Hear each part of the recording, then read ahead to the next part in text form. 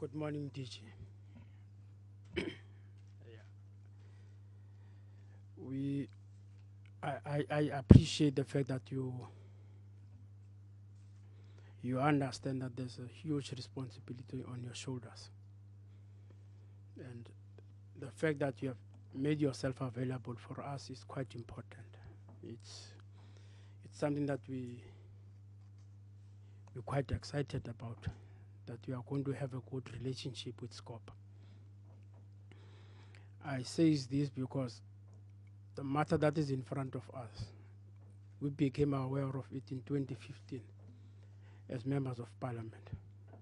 And your former colleague, we tried to engage him, we asked him, we persuade him, but he has not made himself available until he left government. And I do understand that this project has been there for quite some time, but for us, simple and straightforward, where the fiscus is not coming up or being treated in a manner that is respectful, we really get involved into that. So we deal with what we call the expenditure trends, what have already been expended. I believe that IFMS 1, we stand on 1 billion and beyond. In a shorter way, how did we arrive there, DG? How did we arrive at 1 billion? What would have been the challenges? Give us a sense, because these are public money and we want to hear about it.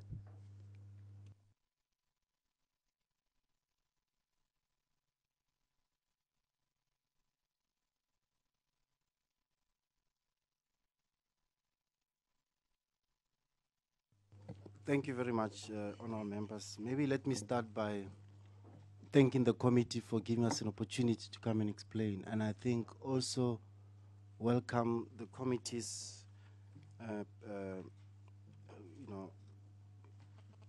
patience with us, because the committee has on 2 occasions asked us to come, and unfortunately it was not possible. And then with understanding, we're able to set today's date, and we really appreciate that. Now, Honorable Boy is correct. IFMS 1, we spent 1 billion, 1.049 billion. And this billion was spent on particularly 2 entities. One was SITA and the other one was National Treasury. For SITA, we have spent 280 million, and we can go into the details later as to what exactly the 280 million bought. And Treasury, we spent 769 million in relation to IFMS 1 and various, breaking down in various modules. If I have to, honorable members should look at slide 12. Slide 12 of the presentation that we distributed this morning has got details of what National Treasury and SITA spent money on. Would slide 12 of the previous document be different to this one? It will not be any different. It will be the same. It's the slide where that's fine. Just say slide 12, because when you say of the one distributed this morning, then it sounds as if the previous one would have something different. Slide 12 is titled IFMS 1 costs. And these are costs incurred up to November of 2015. Why November 2015? November 2015 is around the period of a key date that we must differentiate between IFMS 1 and IFMS 2. So in terms of slide 12 there, we have spent 214 million on the human resource management module. We have spent 163 million on the procurement module, and the list goes and goes. And we have detailed some of the, spending on the top. I mean, on the right-hand side of the table. what exactly the module was, what the module was attempting to do, what was it, the description of each module. So all in all, that comes to around 769 million. So Honorable Boni, you are correct that we have spent 1 billion on IFMS 1. That is correct. Yes, thank you, sir. and then from there to go to IFMS 2, you did consult the World Bank. What were you looking for from the World Bank? What is it that the World Bank would have defined more better than the Cabinet of South Africa? Because I believe you had made your presentation to Cabinet. What is the state of things at that point? After such a huge expenditure, which was not accounted for anywhere else. You see, DG, that's why I was thanking you, is because Treasury can be the institution that spends such a lot of money without accountability or reporting anywhere else. Because I do believe that all of us are subjected to accountability. Where were they reporting this amount? And what made you to invite the World Bank to come to your rescue?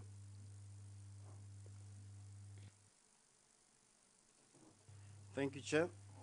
Chair, with your indulgence, Chair, I'm not alone in appearing before you this morning. I'm with a team of colleagues and professionals who were part and parcel of the project and who in some instances will be better placed to give the details of why we would have gone to the World Bank at the time.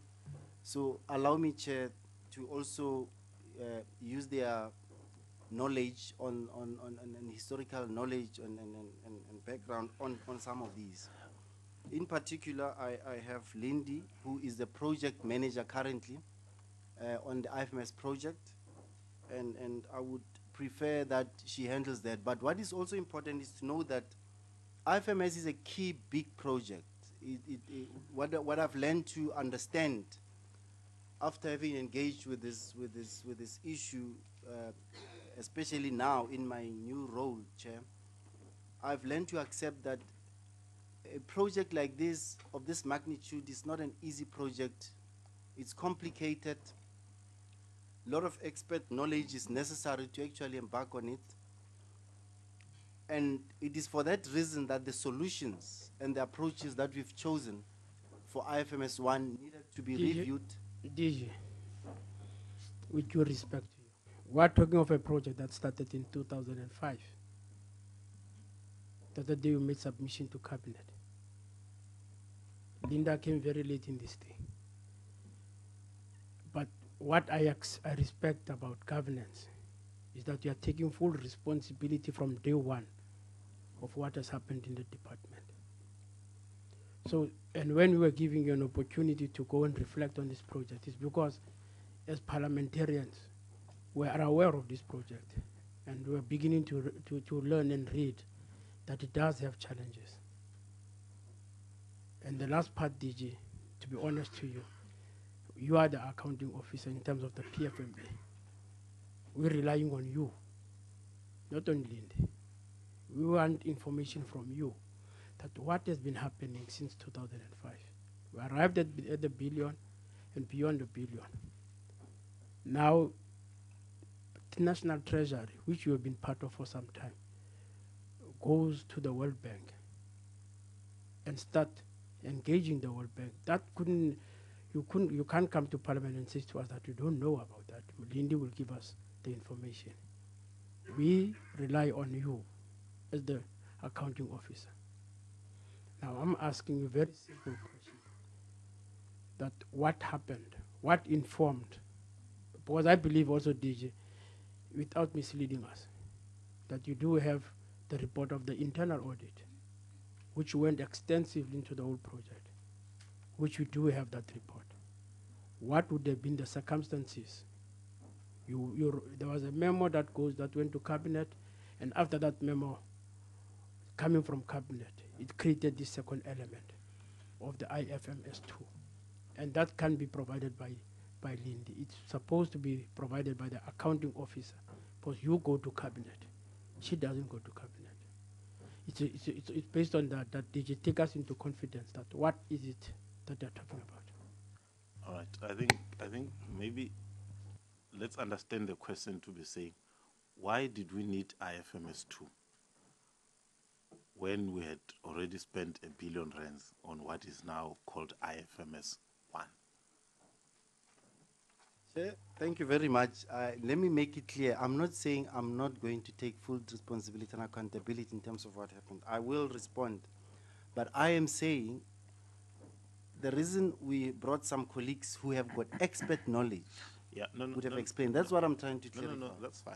I heard you. I was amplifying the question.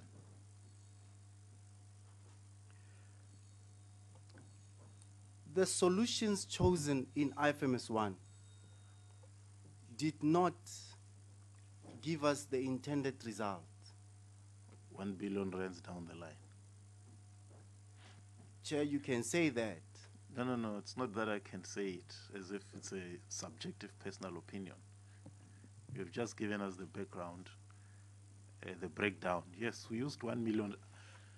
Look, having read the documents, I thought you would say the reason we have IFMS 2, it's because IFMS 1, we went for a hybrid model, right?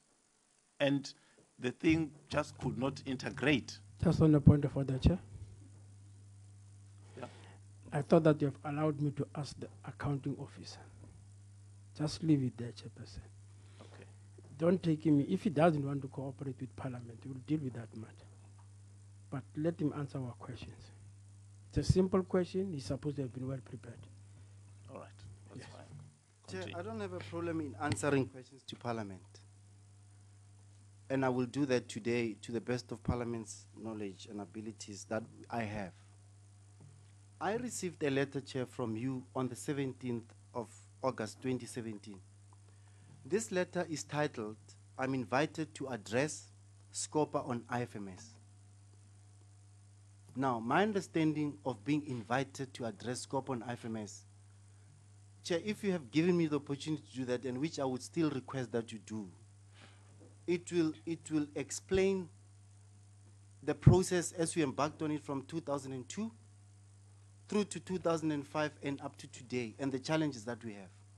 Now, as with respect, as the committee is questioning us, and me in particular, on specifics, I would have preferred, and I think it is only fair on our part, that I'm given the opportunity to take the presentation, the committee through the presentation that I've prepared, and in the way that I have prepared to engage the committee on, and the committee can then engage in terms of questions. Currently, with respect again, the committee is choosing to zoom in into one aspect of why we went to the World Bank. And the committee doesn't have the benefit of understanding where IFMS started in terms of our knowledge. And I understand the committee might have read the presentation. But without the committee understanding where we came from 2002, it is going to be, I would come in at a response and it might not satisfy the question as Honorable Bonyi is asking. So, but Chair, and I'm saying, I have colleagues who have worked. I might have been in the Treasury for 18 years, Chair, as Honorable Bonyi has indicated that I've been around for too long. My role had nothing to do with IFMS. But I'm taking charge and responsibility because now I know, and I was part of management. But I'm saying, can I be given an opportunity to go through the presentation? I've got the Chair of Internal Audit. Chairperson, on a point of order, if I may. Yeah. If I may, please. Chairperson, I think the Honourable Boy has a line of questioning, and I think his questioning is very proper and very direct, and we would like to have very straight and direct answers. We are well briefed in terms, we've read through the documents last night. I believe the Honourable Boy would like to have his question answered in terms why did Treasury, why did they go to the World Bank? It's a simple question. Give us a straight answer. We know the details. We know that there was 1 billion spent on the system. We are concerned with regards to this. Just give us straight answers, and I believe the Honourable Boy is completely right in terms of his methodology in conducting his questions. Chair, I'd also like to just ask where the minister is. His Noble's jacket here. is still here. Oh, okay. His Thank you. jacket is here. That's quite important. Thank you. Yes, the jacket seems to represent him. Yeah, no. He did indicate to me that he's going out, he's going to come back. So he's around. Yeah, no, Chair. I was saying that. No, just a minute. Comrade Kuno. Thank you, Chairperson. I didn't want to say on a point of order, but thank you for giving me this opportunity. National Treasury. National Treasury is one of our stakeholders that we've agreed to as the committee, and we work well together.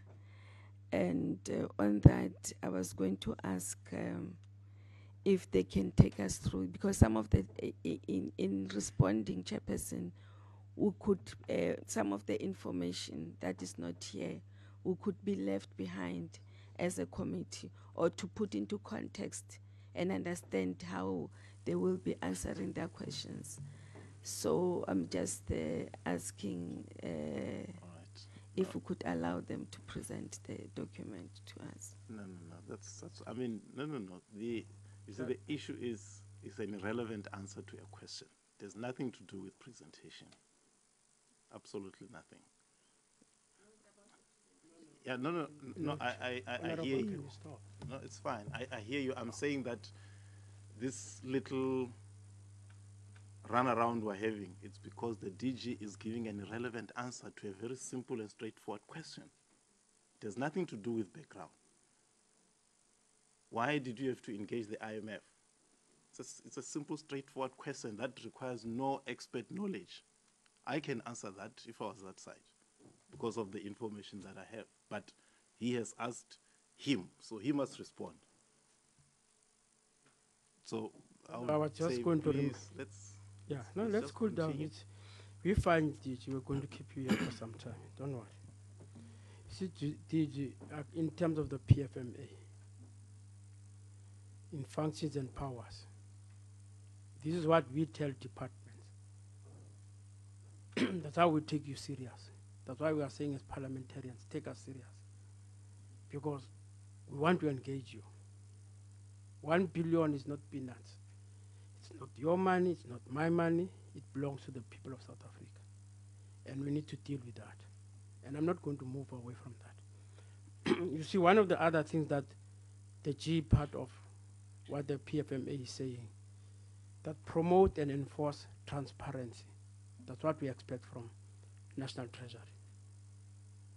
Now, if National Treasury can't stand up to that, what is it that we are going to benefit? How can you ask other departments to be able to comply with the law when the main institution that is supposed to help us to get transparency has not been conducting itself like that, you see?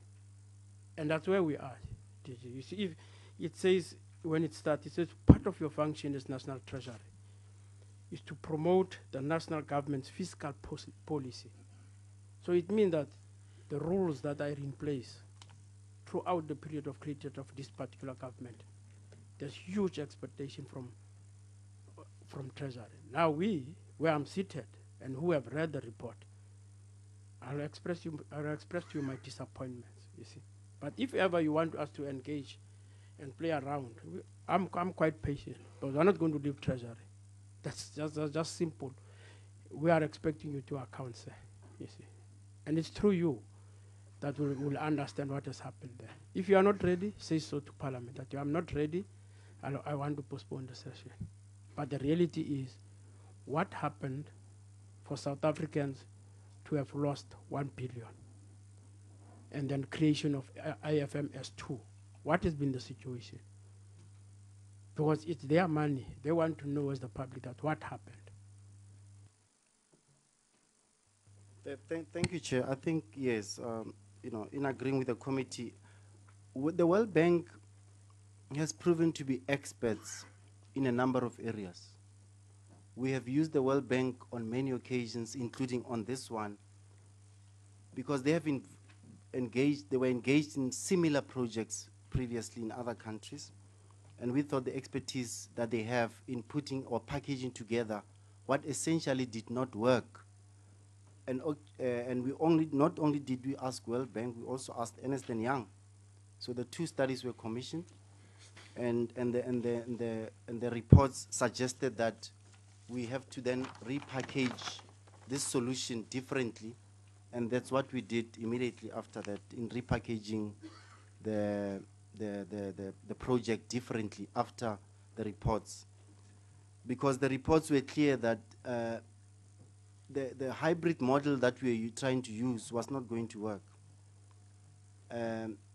Off-the-shelf system, as recommended, would have been or became a better option to look at, and that's when IFMS 2 was born, and that's where IFMS 2 even now is being implemented, and then we in terms of its implementation, we have staggered it in a way that we think it will be able to be delivered.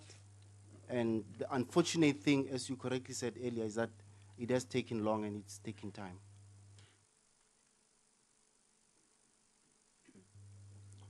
I thought that from the start, the mandate in 2005 was quite clear that we were taking a fragmented structure together to be able to deliver. And the project is, as the minister was saying, is to modernize the financial management systems, which is very important, DG, because we wouldn't have been accusing everybody about corruption and whatsoever that is happening in departments when this system could have been in place in 2005. So all administrations that followed after that cabinet agreement have not done their job. And today, the taxpayers have lost, at the initial act, 1 billion. How would you be able to explain that to us? Because it's very important that even if you went to IFMS 2, there's no results, DG. There is no result. The centralized system has not been on the table. And today provinces are taking different options. They're moving differently. What would you be saying is the problem? Is there no political will? Or what is it that created this particular lackluster in the department? But Treasury is supposed to be a reflection of how South Africa is working. And it's not working, DJ.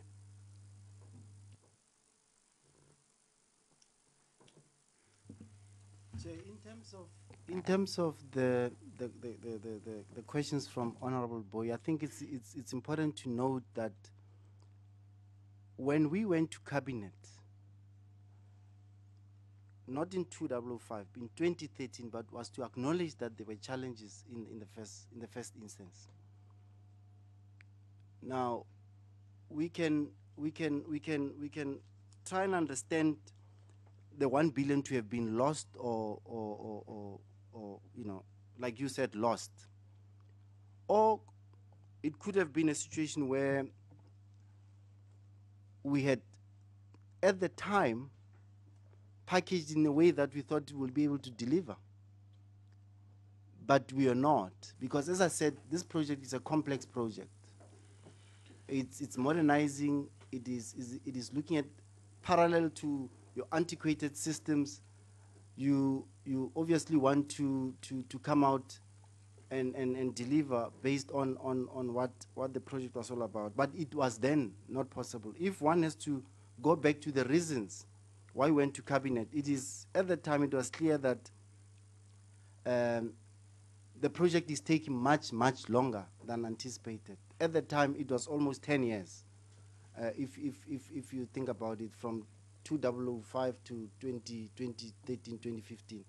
It was such a long period. So I would not say there was no political will, because largely politicians will give a direction in terms of the need to modernize. That decision would have been taken at the time.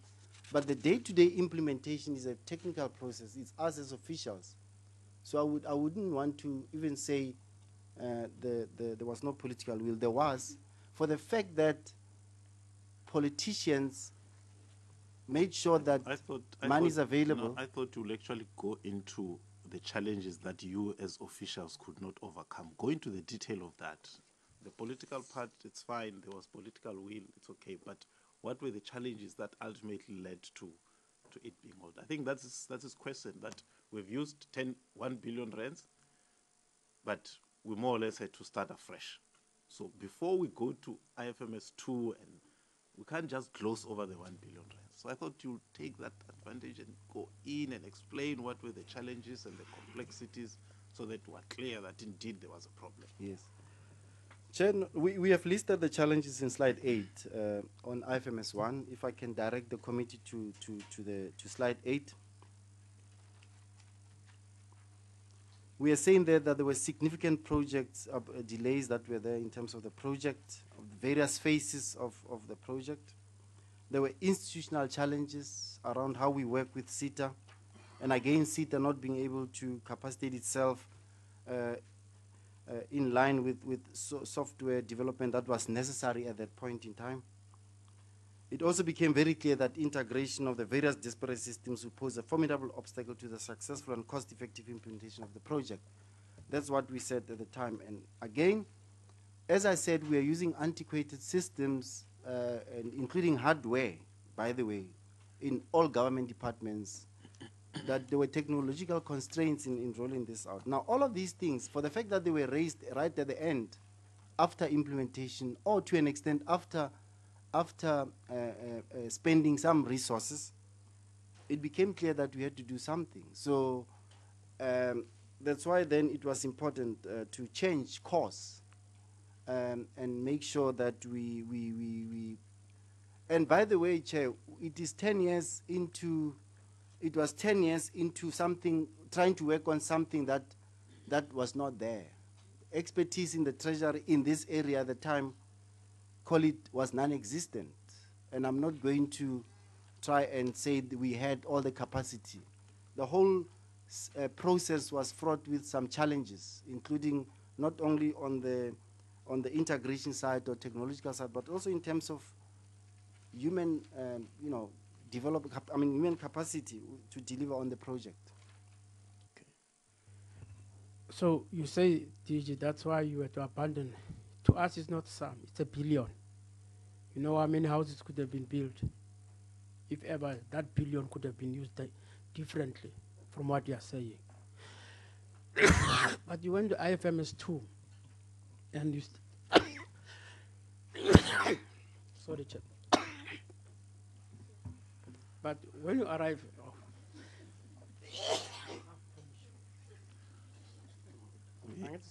we've been sabotaged today because there's no water, nothing. But we'll soldier on. DG, you went to IFM 2, MS 2, and you went to cabinet, and cabinet agreed again, maybe with some of the things that you're saying.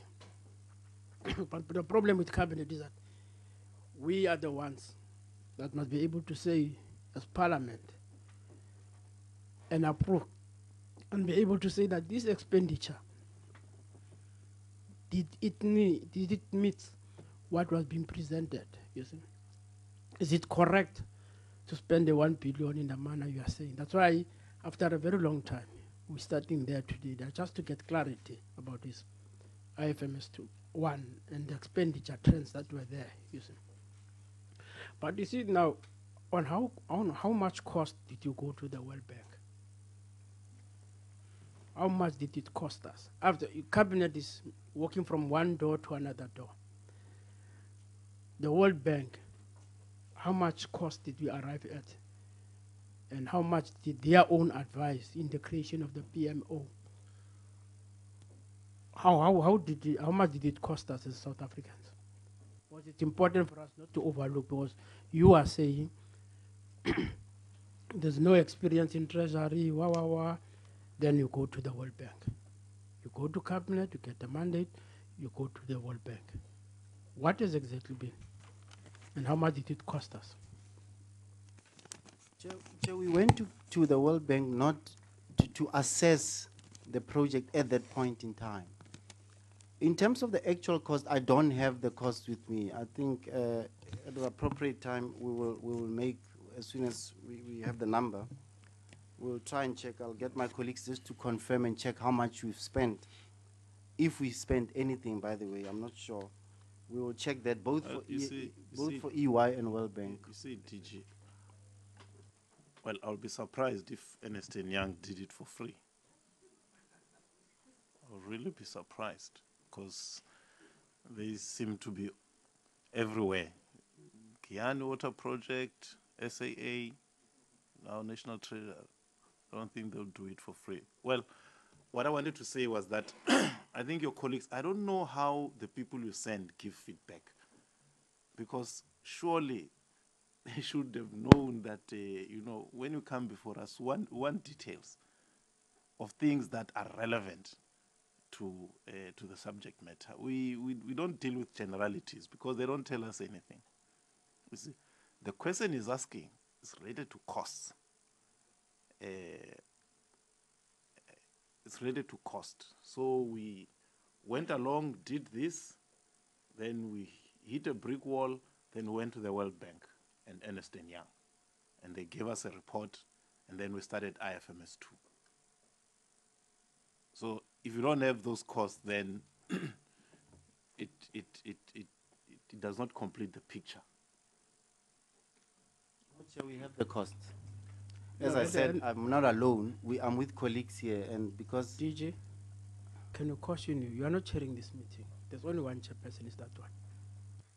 And you must go through him. You see. In your department, we don't interfere with you. But here we're being chaired by the chairperson. If you can just go through him, it will help you quite a lot. It will make the meeting to be able to have progress. But if you want to undermine us, DG, as if you are your extension, we're not your department. Get that more clearer from you. We are not your department. You are here to account. And you are going to account. Whatever other mechanism that you are going to account. DG, I want to hear, what are the costs? And if you are not prepared, say so, DG. Because then it meant that you didn't take the parliament, which is a constitutional body. You have never taken us serious, which is a trend in Treasury. You don't take us serious. Because if you take the public serious with their money, you're supposed to be able to tell us that how much was it. You are not going to treat this thing just as a push around. Your details are fine, but we want to know, how did you spend the money of the public on this particular occasion? It's their money, it's not your money. Give us the sense, DG, that what is going on. Linda will talk at your own time. But of now, that chairperson that is chairing this meeting, so I've asked him to ask you to give us the answer, because that's what the PFMA is saying. Don't send us all over, Chief.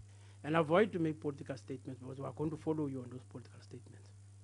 But of now, we want to hear, how much did it cost South African public for itself to go to the World Bank? Even if I'm sure you don't go to the World Bank by just waking up in the morning and go around Johannesburg.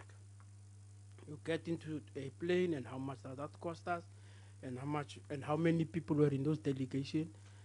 That's all the cost we want to hear. At that expense, we're able to create IFMS 2. What has been happening, Jish? Yes, DG. Chair, we have spent 2 million rand for EY. World Bank provided this service with no cost. Gartner, as one of the service provider to assisted us in evaluating this, we spent 500,000 rands for it.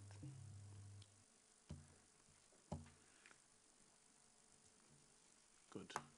And then it meant that the IFMS 2 was started. And it meant that the office that was recommended by the World Bank, PMO, was created. What happened there, DG? Was the internal audit, which is part of your institutions, which we as Scopa hold very high, has got a lot of reservations about your conduct during that period. Would you just take us through what was the view of the internal audit at that particular point?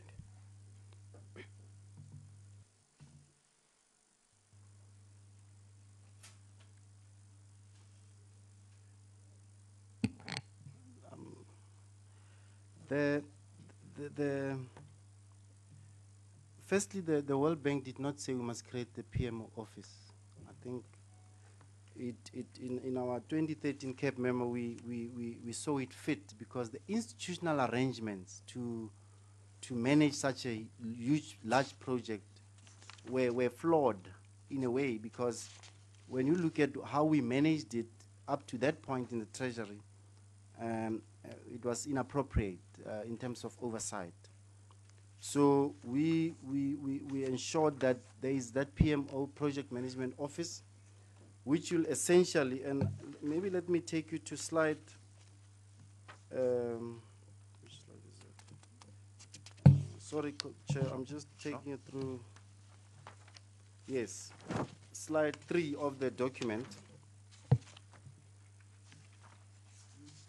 So when we went to Cabinet, after a decision was taken to change course, as I said earlier, we then decided to form a program management structure of IFMS, and it's indicated in that slide, whereby the IFMS Project Management Office is at the core of coordinating and doing work. We also set up a steering committee comprising of ourselves, the DPSA, and CETA to actually ensure that there's management of the project. And it is through this process that IFMS 2 was rolled out and IFMS 2 was implemented. So everything that you see around IFMS 2 would be following this broad structure as indicated in slide 3. So maybe, Comrade Boy, before you proceed, so Ernst & Young, World Bank, what were their recommendations?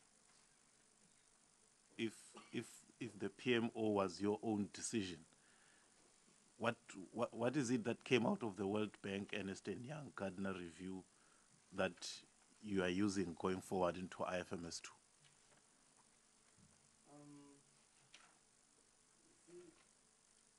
Should I respond, Chair? Yeah, sure. It is at that point, Chair, where I said, I'm not alone here. I'm with a team of people, and that should help me on this part, because they would have gone into too much a detail in understanding what, but the basic and the summary of the reports was that we must consider solutions that are off the shelf that can be modified to actually get to what we should be doing on the IFMS project, and not do that hybrid model that we tried to implement, which failed dismally in IFMS 1. Oh, okay. All right. No, that's fine. So you are going to take us now through when the starting process of IFMS 2 and the challenges. But your own internal audit, which I hope you have read that report, doesn't give us a good picture of a department that is run quite efficiently. Even worse with its own paymasters, which Linda is implicated quite highly in that particular one. And she is conflicted. But if you want us to take her, I'll take her through the report. You see, I'm very patient with it. But give us a sense that in IFMS 2, you must not forget, sir, that up until today, this thing has not been implemented. Nothing has happened. In all the expenditures that I'm busy asking you about, this thing has not been implemented. And this is National Treasury. Now, if National Treasury can't deliver services to our own people, what must we do? Because this is important for us. In 2030, in fact, what made us to be more concerned and in engaging, in 2030, in the National Development Plan, when we say we want a capable state, this thing was supposed to have long been implemented. Now you say you are admitting that it's more than 10 years, and it's growing trend, that this thing is not moving anywhere, but the money is going. What would have been the problems, sir, about IFMS 2?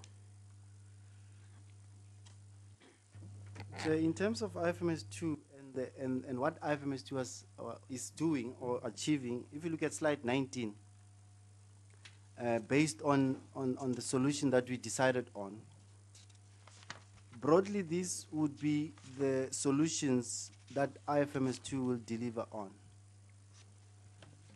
Now, because we have known the challenges in IFMS 1, and we have known the challenges identified internally by management at the time, this was a matter that internal audit committee would have anyway be interested in. I'm not sure of the date, but it could have been early days. Those years were around 2012, I mean 2013, help you, sir. 2014, where I can help you. Internal audit discussed its report in a meeting of the 2nd March of 2016. Before that. Okay. I'm not, Chair, through you, I'm not talking about that. I'm coming to that. I'm saying IFMS 1 was a challenge. We've noted that. We are getting to IFMS 2, and it has to deliver. We have spent $1 billion, and we are spending money at that time. There was also an issue in terms of the transition of contracts that must carry on and contracts that must stop in terms of IFMS 1. At the time, and I'm saying naturally, such an issue would be an issue for the internal audit. Internal audit at that time, long before 2016, decided to make IFMS a standing agenda item in terms of management giving report in terms of the status of the audit of the project. So it is through that process that then internal audit in its oversight of the Treasury and its responsibilities decided then to ask internal audit, I'm sorry, when I say, I mean the audit committee, it was a standing agenda item for the audit committee, where the internal audit committee, obviously the secretariat, then they sit. Audit committee then decided to make this a standing agenda item. Audit committee then decides to make sure that there is a payments review that Honorable Boy is talking about. Now that payment review was for a set period, April 2014 to I think August of 2015, for 9 months. An internal audit process, as all of you know. Certainly more than 12 months. April 2014 to August 2015. It's about 9 months. Okay? Can we help can you, sir? check. Before it came to its own Yes. fundings. What that report says, the report that is in front of us, it says, furthermore, it should be noted that an initial document and request was sent to IFMS management on the 7th of August 2015, requesting supporting documentation related to all IFMS expenditure for the period 1st April 2014 and 31st August 2015. However, limited supporting documentation was provided by IFMS management by the 14th of August 2015.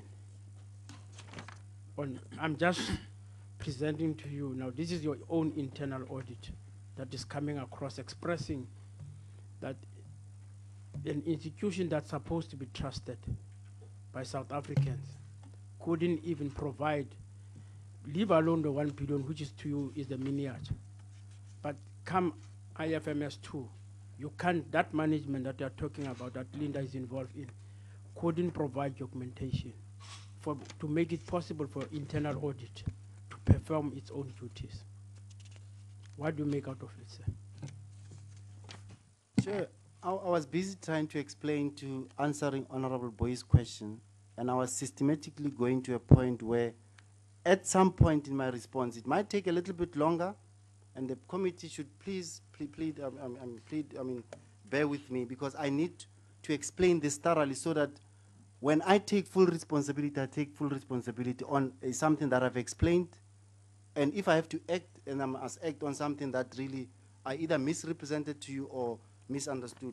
So I was trying to explain that there is, arriving at IFMS 2 and its implementation, in the process of its implementation, in terms of the oversight that the Audit Committee of the National Treasury has on its own operations, internal audit was commissioned to do an this payments review for the period that we can just confirm as to what period it was. In its own work, internal audit work, And by the way, Chair, I must point out an internal audit process is a process that strengthens management. Internal audit of the National Treasury is on an ongoing basis having work that is doing on its own self. Yeah, no. It picks up information. No. And it No. Internal audit committee, we understand those things. We deal with them on a daily basis when we have departments. So let's not go lolololo on that part. We understand. I don't want anything to creep that suggests that we have limited understanding of processes and things. Believe you me, we do. So the question is asking actually talks to her and to National Treasury that you have processes that are not sufficiently responsive, which you are supposed to be monitoring. I think that's the question. That how does it happen? How does it come? You see, sir, this type of behavior of yours, where you are not giving us answers, becomes a problem, you see, because we want to hear from you, you're the accounting officer. We have already now picked up that there's tension between yourself and the audit and the general auditor about these matters, you see. That's why you're getting a qualified report. Now, you see, if you are not able to convince us that you are compliant yourself, there's no need for Parliament to rely on and be confident about about the National Treasury's work. That is not good for our country. National Treasury is important, sir, and we take you very serious. Take us serious. I'm just asking you now, here's an internal audit.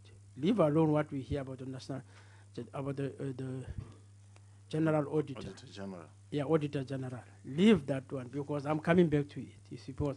But I want to help you, or you must help me and convince me that you do understand these processes. He's correct. We understand these processes very well, sir. We question every day. Every day we've got departments here. This collective that we see here is quite ready to re-engage into it. But you must be comfortable to give us answers, sir. Here is your report. It says internal audit, when it arrived, it couldn't even find paperwork from Linda there to be able to account for the work that they have done, which is additional to a 1 billion that just disappeared in the department. How do we build the confidence of our people and around National Treasury if you are not able to do this exchange with other scope and feel that Parliament is here to make you to account? That is a problem, sir. But give us the sense. There's a lot that the internal audit I'm going to talk to and explain to you the challenges. But these are the same things that have been done by other departments. But we at hope that National Treasury is a sea of hope for our people.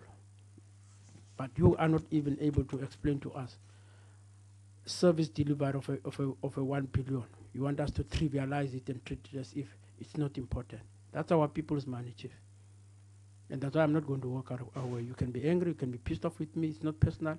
I've got a job to do here, to ask questions on behalf of South Africans.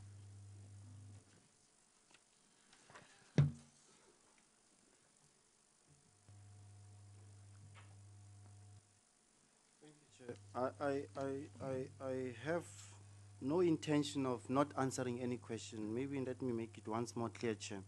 The Internal Audit Committee found 54 findings in terms of this. Suppose it has to be an internal audit report. It was not meant for anyone outside the Treasury at the time. It was an internal audit report, and the internal checks and balances of the institution, which is working, picked up that there are 54 irregularities, call it that. And these were identified in the internal audit report, and they were brought to management's attention in terms of the process. Anyone who understands this process will know that it definitely would have served at management and say, management, respond, because there are lapses under your watch. And that's, and correct, because an internal audit process, in my understanding, has to provide corrective measures And that's what I think happened here.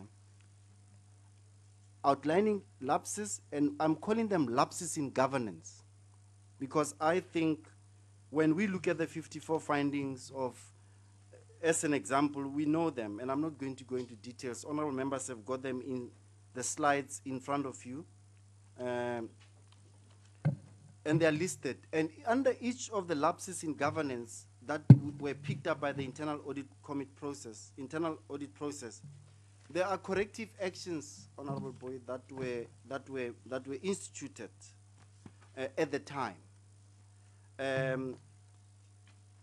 on this. But what is also encouraging to demonstrate that the oversight committee, processes within the Treasury work. The audit committee decided, correctly so, to institute a forensic investigation because of the nature of, call it the sample of the period, and just one aspect of the management of the project as a whole, which was just the payments review on all of these. We embarked on a forensic investigation, of which I think it is, as I said, a demonstration, Chair, of a process that's working internally. Just on a point of order, Chair. You see, DG, I'm saying you have got this internal audit report in front of you. And you are saying to us, yes, 54, you see, irregularities were identified, findings were made. Some of them are very catastrophic to a department that must build trust to South Africans. And I'm saying to you, which is what we know, and this is what the Auditor General is very good about, is it's when departments run away with information and don't provide it. Your own internal audit says so, that when it wanted who pays who, it couldn't find the information in your own department. I mean, why would you convince us that this thing is flying very well? Because it couldn't get, and this is what they are evasive about. Where did Linda and her team hide the facts away from internal audit? This is what we want to know. It's no more IFMS 1, which you could have hide yourself behind CETA. I'm talking about where your DG, your former colleague, Fuzani, was fully responsible for monitoring the work here. That's how you went to cabinet. And that didn't happen, DG. That's why you've got 54 findings, and some of them are catastrophic. And they involve payment, 134 million of an expenditure, DG. You can't explain it in that way that they're explaining to us. 134 million, and I keep on saying, it's not your personal salary, it's the money of our own people. SARS goes and collect, and then Treasury start to spend. If Treasury can spend 130 on top of another billion, I mean, how do we entrust hope into National Treasury? This is what I want answers about, DJ. That how did we arrive here with non-implementation of the IFMS, which is supposed politically to be able to have built a state that could have been able to deliver to our people. There's a failure today. Provinces are beginning to take initiatives and they pay themselves on their own, because this IFMS for the past 10 years has not been able to be delivered, which would have been improved governance in South Africa. That's why our concern, Chief, not about you and how good you are. We are concerned that governance in South Africa, we are being accused of being a corrupt government because this thing is not there. That's why we want answers, that how does it happen under your leadership? We arrived at such a crisis. How did it happen? We understand an internal audit. You can repeat it. We have got it here, Chief. It's here. We read this thing like a Bible. You see? We read the Constitution like a Bible. And we are quite educated. Help us to take us through these processes. Why would 134 million in creation of that PMO office of yours brings the internal audit to begin reflecting on the state of things about this institution?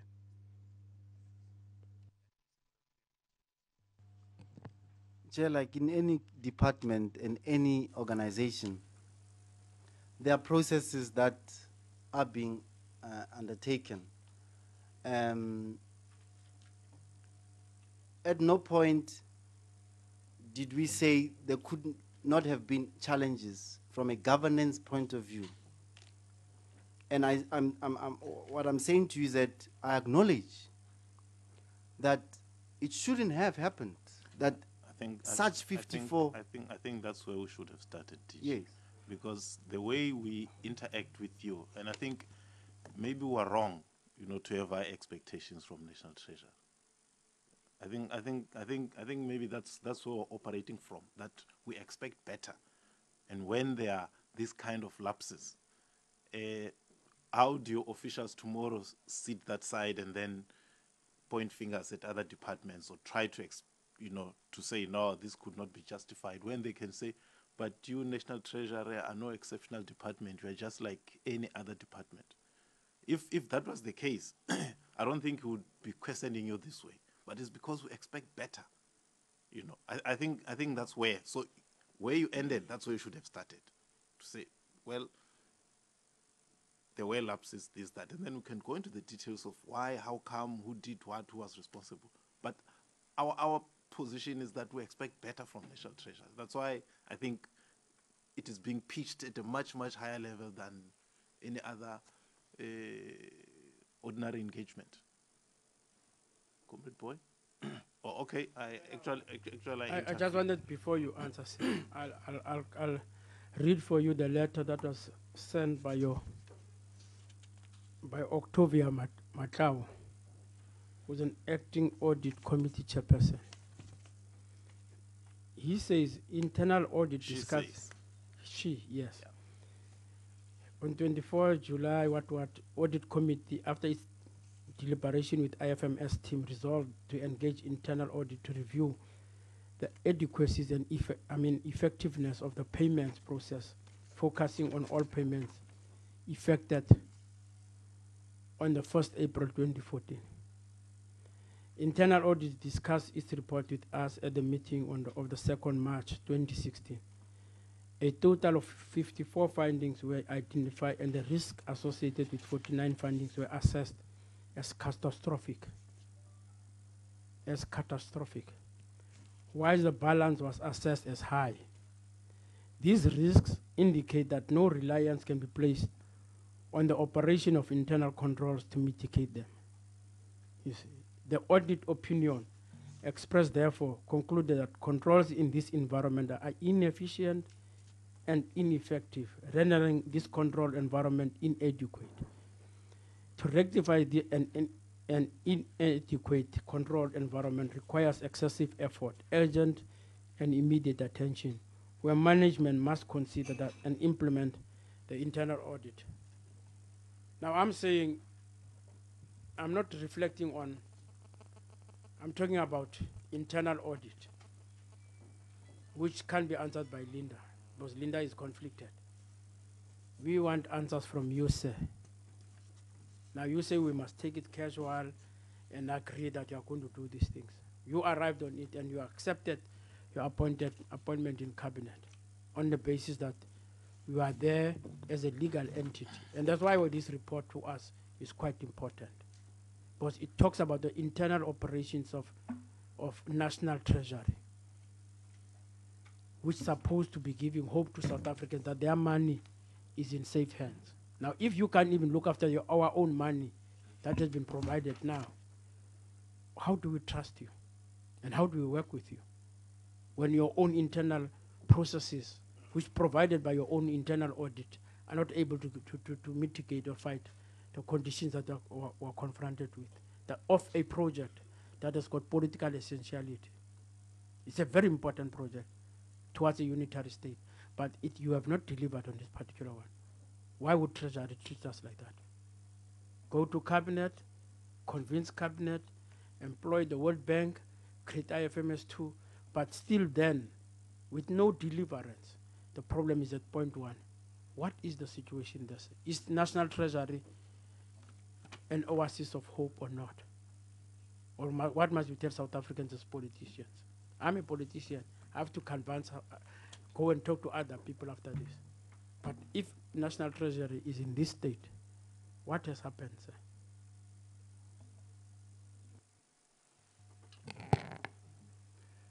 Chair, I think, you know, as I was indicating earlier, that one does not deny the fact that obviously there are lapses in governance, and one doesn't deny the fact that there are challenges in the project. And Honorable Member Boy, even currently, Chair, there are challenges. I don't think we should throw our hands in the air and say, you know, if Treasury or these findings can be on Treasury, then we must lose hope. I'm not in that space. I think it's important that we continue to do what's right and continue to build the trust and confidence that the committee, Parliament, South Africans should have on us in the way we manage our affairs. Because not only do we manage our affairs internally, but we also, based on the two documents that you are showing, Honorable Member, the Constitution and the PFMA, that we have certain huge responsibilities bestowed on us. And there's no excuse to say these things happen under our watch. But I'm saying, on the same breath, I'm happy that internally also, at least, we've got an internal audit process that's functioning, that was able to identify this. And that will point us in the right direction to do something about it. Okay. And we are doing something about it. Maybe, Chair, let me indicate what we are doing to show that there is something about it. It actually, on a light note, Chair, on this matter, I was going to get a warning letter from my minister, because the feeling, as we discuss on this, is that we are taking too long to get to the issues. And I take that responsibility and accept it. To him, I kind of gave excuses that it's only 3 months that I've been in this role, that we've been doing work here and there. But that's not an excuse, as much as we are doing other things. The reality here is that there are things that are ongoing in this project. To that effect, I have, and if you look at the last bullets that I was going to talk to, I have, after uncovering other irregularities, that I've commissioned the internal audit to help me get into the details of what I'm talking about. Stopped all payments, all IFMS payments to date have been stopped, and this has been taking place at least for the last, from the 7th, I think. Yeah. Yes, from the 7th of August. I stopped all IFMS-related payments, meaning the CFO is informed, the financial management people are informed, anyone who presses that final button to pay on IFMS-related expenditure in the Treasury store. Why did I do that? I did that because I wanted to satisfy myself. In the congested, and it's a very learning curve in the last 3 months, if you think about it. You might have thought I'm in the Treasury chair for many years, but in the last 3 months, there's been so many things, apart from the recession, apart from the downgrade, apart from engagements with business, investors and so on, trying to convince people that we have a tightly managed ship as the Treasury, and explaining and demonstrating and engaging. We then, on one side, also have to deal with these challenges. And I'm not using that as an excuse. But I have stopped. I have seen the need. And as much as I'm doing all of these other things, I was also systematically looking, engaging. I must have had, and the audit committee chair is here, I've had 3, 4 engagements with the audit committee, independent engagements, one-on-ones, with the audit committee chair, to just understand what exactly is happening in IFMS from her point of view, from an audit committee point of view. I've spoken. I have, in the Treasury itself, because I didn't have enough time, I've asked 2 senior DDGs, to help me speak to individuals, everyone in the Treasury who's responsible for this, to understand, so that the day I act with knowledge and information. Okay. Because it was not an easy period for me. So I have stopped IFMS payments. I'm going to be restructuring the management office chair, the PMO. The PMO as much as about 4 weeks ago, I called the whole IFMS team. We've got 1,200 staff, as you know, and I might not claim to know all. I said to the Office of the Accountant General, I want to meet each and every person, including a PA, who works on IFMS. I met them. You will be surprised here to know that we've got only 4 people, 5 including Lindy, who works on IFMS, on a project that has spent so far 2.2 billion, which is worrying, which is very worrying, because you have a director and 2 deputy directors and a chief director, and even in her case, she is not full-time on the job. She works 50%. She's employed as chief director, technical support services in the Accountant General's office. She shouldn't be in IFMS because that's not her core role.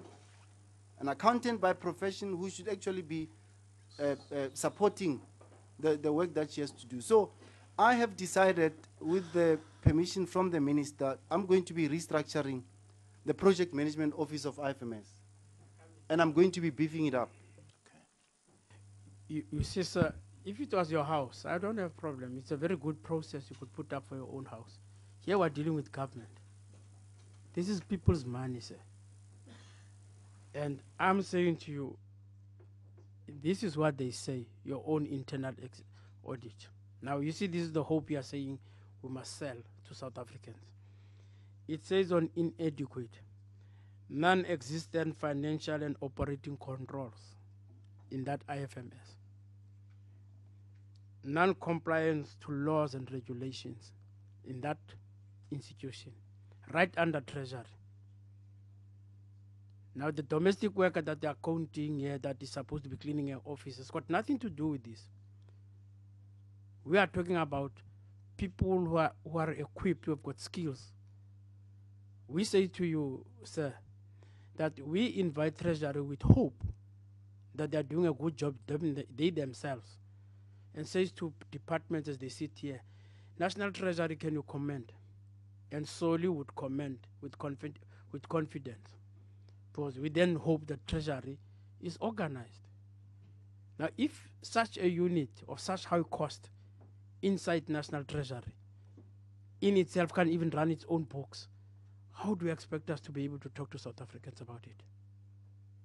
And the money which you don't worry about continues going. Billions are being spent on a particular project that is not delivering. That could have made it possible for us, because same as procurement. Procurement is still here. When Kenny Brown came to us, he spoke so very eloquent and very hopeful that procurement under the National Treasury is doing very well. Now, internal audit says, hey, wait. You are being misled by this department. There's no truth in what they are telling you every day that you're talking to them. And all the correspondences that goes to different departments under your authority, putting them under pressure to improve their services. If they can see this report, they would then be asking parliamentarians, what are you doing? You put us under pressure.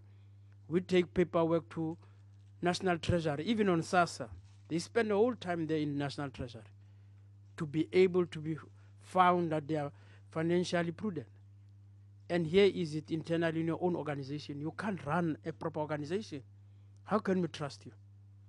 That's the basis of what we wanted to interrogate here. That, I mean, it talks about inadequate payment procedures. There's no procedures of payment inside National Treasury.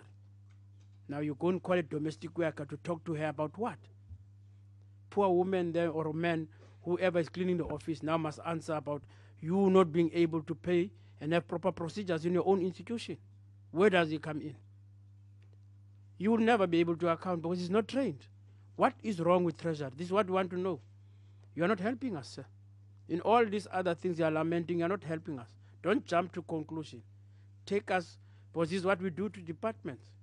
We take departments on the basis of the work that is and the information provided by the Auditor General, National Auditor General. And you are already at war with it because you don't want to be seen as a qualified entity. Now you're pulling the National Treasury, the National Audit. You don't want the general auditor to come with that finding so that parliamentarians can be exposed to the inadequacies of National Treasury. And this is what we are wanting answers from, sir. All the other things you are saying to us, the end product of when you came in 3 months. For us, you were there, you are supposed to know what has happened inside the entity itself. And IFMS, I'm saying to you, whatever you are saying, we have spent $1 billion since 2005. And the amounts are increasing. But the internal audit says there's a lot of inadequacies inside National Treasury. How do you convince us, sir? The internal audit report is in front of you. It's got 54 findings and hard 49 findings that are catastrophic to a department that must give hope to South Africans. Chair, allow me to say the following. Two things, two profound things in terms of how Honorable Boy is approaching this conversation. One, I don't think we want to, Honorable Boy is bringing constantly, Chair, and I appeal to you, two issues that are not in the agenda, the Auditor General, and we are not bullying the Auditor General. There's no, at no point did I mention that we are bullying the Auditor General, and I wish that if that conversation must happen, let's open it and we can engage on it. Okay, all right. DG, I told you that I'm not employed by you, and will never employ me. Take that. I'm not coming here to be prescribed by you how to ask questions. That you can do to your own children. I'm not your child. I'm not your child. That you can do to your own children and prescribe to them how they should engage you. Here I'm doing my work here. Here I'm doing my work. If you don't have answers, you don't have answers. But don't come and tell me that don't ask me about this or that. The Auditor General is key. It's a constitutional body. And if ever you don't want to be able for them to do and monitor your work, say so. And then we will leave our own constitutional obligations and come and listen to you because you are the new constitution of South Africa. We must read you and not read what is written in front of us.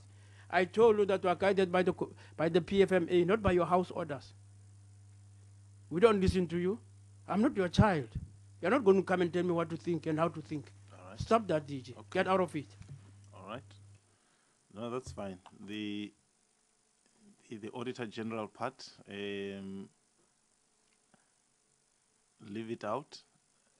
You have already answered to it that no, you are not fighting with the Auditor General in terms of findings. That's okay. And,